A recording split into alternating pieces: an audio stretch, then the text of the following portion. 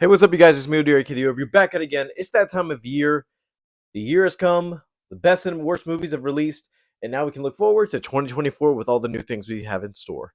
I know it's been a lot of delays and a bit of cancellations between films getting dropped, released, but let's just hope 2024 has a better contenders than this year because it's a shame that most of the ones I was actually excited for ended up on my worst list because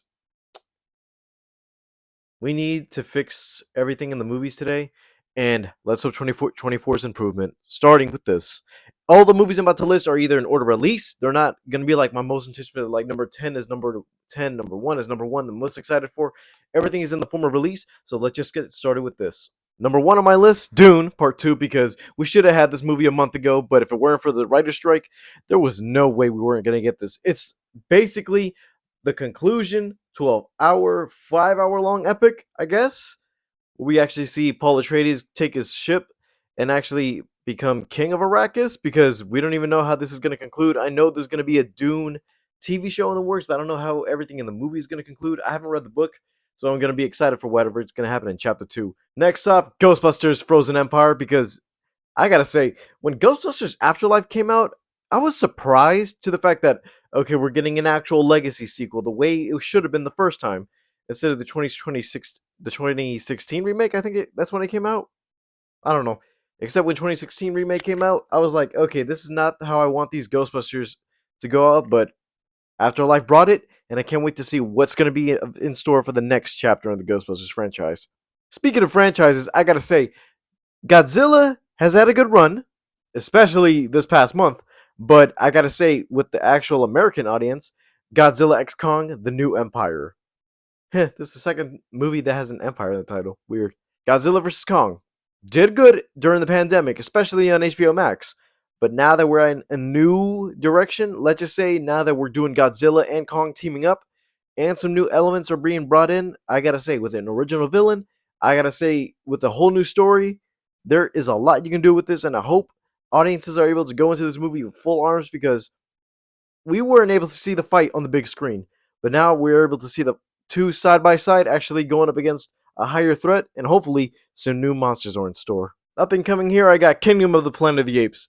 So we already knew that Planet of the Apes was going to end up being a trilogy no matter what, because there were other movies in the future which we already have in our day called Planet of the Apes to see how everything is going to turn out later. But with the fact that Disney bought Fox and they wanted to do a whole new trilogy of Planet of the Apes, something tells me that this actually has a new story in mind, and we're going to detract from everything with Caesar. Hopefully, we're going to actually focus on Cornelius, his son, and now that we have evolved apes, I gotta say, we gotta see the actual planet of the apes and its full glory and in full stunning actual CGI visualness. This one intrigues me because I gotta say, the first two were good. I know the third one is getting delayed, but I gotta say, we've seen the beginning in the second one, but we're gonna see a full movie about this in A Quiet Place day one. This takes place in New York, exact moment when the meteor strikes hit Earth, and I can't wait to see what it's gonna be because in a New York, in a city full of people, there's nowhere you can go. There's nowhere you can hide. And especially with a place that has too much noise, you already know is going to be a full on murder mayhem with these monsters and aliens. I got to say, with the two leads we have, Lupita Nyong'o and, what's his name? I don't even know his name in real life. Eddie from Stranger Things. I got to say, there seem like good leads, but let's see what the world is going to expand to because I already know that we're going to see a little bit of the familiar and we're going to see our new characters introduced to these elements. But I got to say, when this comes out, next off is the most comic booky movie of all because this is the only MCU movie we're getting next year. And most anticipated on my list, Deadpool 3. We've been knowing that the X-Men, the Fantastic Four, were going to actually make their way into the MCU at some point. We got them piece by piece in the Multiverse of Madness. And in the post-credit scene of the Marvels, we're getting a sneak peek into what that world actually looks like. And I gotta say, with Deadpool 3, we're bringing back Wolverine, actual elements from the Fox universe, some actual fourth wall breaking stuff within universes, which I don't know how this is all gonna play out. And hopefully, this actually turns out to be a good Deadpool movie, not just for him, but also maybe a possible send off to Wolverine's character as Hugh Jackman. And maybe we'll actually get our full official run of the X Men because we've seen what the Fox universe can do, but let's see what the Marvel Cinematic Universe can do with these characters finally in their hands. This next one, I gotta say, Prey did a lot to actually pull the groundwork to actually do this and actually bring Predator back to life. But now we're gonna see what Freddy Alvarez is gonna do with the Alien franchise and Alien Romulus, because I don't know where this is taking place exactly. I don't even know if there's even a synopsis. All I know is there's a new Alien movie coming next year from a new creator. I gotta say, with Alien, we were left with many questions at the end of Alien Covenant, but it's, if I'm being honest, I don't feel like we're going back to that story. We're not going back to the Prometheus timeline. And whatever new franchise this spawns, hopefully it's as good as Prey, and maybe, I don't know, at some point in the future we get another Alien versus Predator movie. Deadpool 3 might not be the only comic book movie, but I gotta say, this comic book movie isn't even a comic book movie. It's a musical. And that is Joker 2. So the first Joker, when that came out, was a real surprise to not just me, but actually audiences saying, "Oh wow, I relate to him. I can't believe this. How dare society do this?" And now we're gonna see Joaquin Phoenix bring it back again, and with new addition Lady Gaga as Harley Quinn to the mix. Let's see where this all goes, because everything else in DC sucks for the moment. We already had Aquaman, which RIP to the DCEU, but now it's time for actually use Elseworlds as a brand. So like that, we can actually get a new rendition. Hopefully this lives up to the first one and not just sequelitis just to do another sequel. And hopefully this goes out with a bang.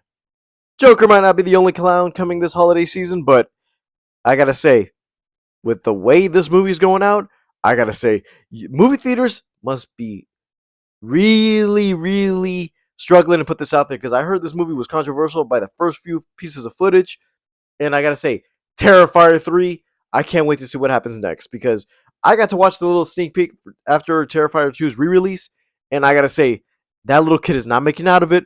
It's already controversy for the blood and guts and for its act of violence. So I gotta say, okay, so business as usual. Letting art cook got that. I don't gotta say anything about Terrifier 3 that I'm not, where it's already a low budget grindhouse ish style movie. Intense kills, blood, gore, my thing. And Arthur Clown is really putting a staple into iconic horror villains today. So let's see what is going to go out in this, maybe third part of a trilogy, or I don't know if they're going to keep going with this. But if it is, what a way to go out. And for the final movie in my list, there's no title for this movie, but I gotta say, whenever I do a top 10 list, I look at all the movies coming this upcoming year, and I gotta say, who's making a movie this year that I'm excited for? Okay, and this year is Jordan Peele with whatever movie he's doing. It's either horror, maybe a drama, maybe that Gargoyles movie they're live action talking about in Disney. I don't even know myself. All I gotta know is that whenever one of them is doing a movie this year, I'm gonna put their movie on my most anticipated list, because Get Out was surprisingly good. Us, it was actually good. Nope, I was a bit mixed, and so was the audience. But just because you have one sleeper miss doesn't mean you can actually improve with the next one and actually have some good creativity into your work. And hopefully, we get a new original Jordan Peele movie that actually lives up to the hype. And that's my list. Thank you guys for watching me this whole 2023. I gotta say, it's been a big year, not just for me, but also this channel, because I kept coming back and forth whether I'm gonna post a video, I'm not gonna post a video, I'm gonna do some stuff with it. I don't want to do some stuff with it. I'm still learning the way I can do this along the line, and I'm still able to do the things I do and the things I love, thanks to you guys. All right, y'all. Thank you guys for watching. Leave a like, subscribe if you haven't already. All my social media is down in the description below. If you don't agree with my list, please let me know yours in the comments down below. And I'll see you guys next time. Bye, guys.